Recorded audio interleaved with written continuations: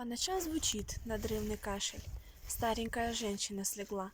Много лет она в квартире нашей одиноко в комнате жила. Письма были, только очень редко. И тогда, не замечая нас, все ходила и шептала: «Детки, вам ко мне б собраться бы хоть раз».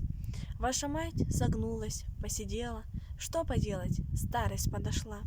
Как бы хорошо мы посидели рядышком у нашего стола.